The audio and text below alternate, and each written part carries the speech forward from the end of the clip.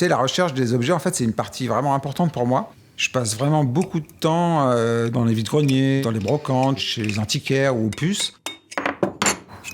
L'autre chose très importante pour moi, c'est de connaître l'histoire de tous ces objets.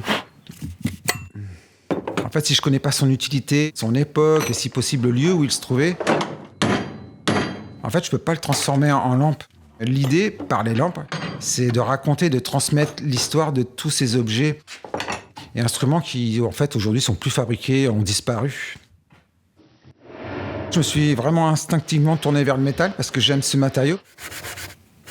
Pour sa diversité de couleurs, de patines, de textures et de dureté aussi.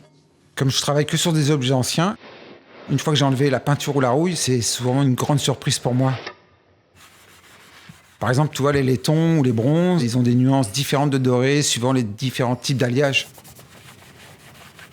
Et ça fait un peu comme un tableau, des textures différentes, c'est vraiment surprenant.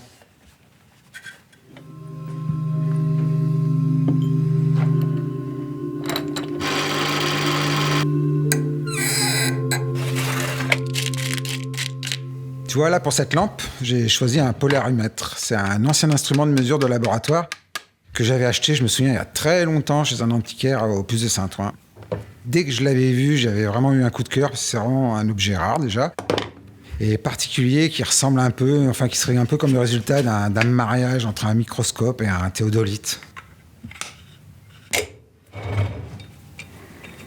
Ouais, on me demande souvent, en fait, d'où viennent les idées.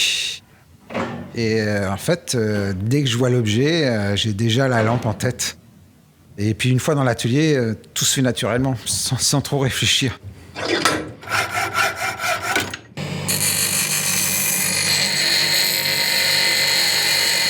Les choix des objets, des accessoires que je rajoute, les formes des courbures, les assemblages, les proportions, l'équilibre.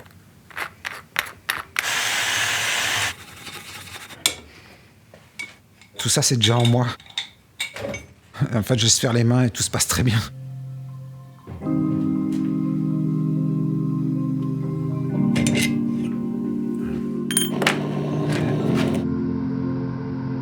Et puis, j'ai aussi l'inspiration qui vient de l'art nouveau, de l'art déco, que j'aime beaucoup. Et puis, les romans de Jules Verne aussi, que j'ai beaucoup lus.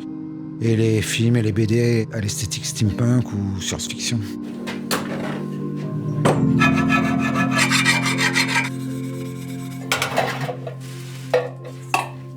En fait, j'avais acheté en brocante il y a longtemps 2 anciens phares, un de vélo et un de voiture, et sans vraiment savoir quoi en faire. Et je les trouvais beaux, voilà, je les avais achetés.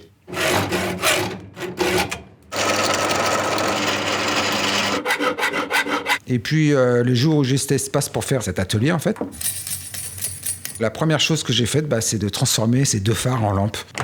Et depuis ce jour-là, je peux plus m'arrêter, je fais des lampes. Dans la lampe, ce que j'aime bien, c'est qu'en même temps, c'est un objet qui peut être beau quand il est éteint. C'est donc, on peut dire, un objet décoratif. Et quand il est allumé, déjà, il est beau différemment. Et puis, il a une fonction, en fait. Donc, on peut dire que c'est un objet qui allie la fonction et l'esthétique.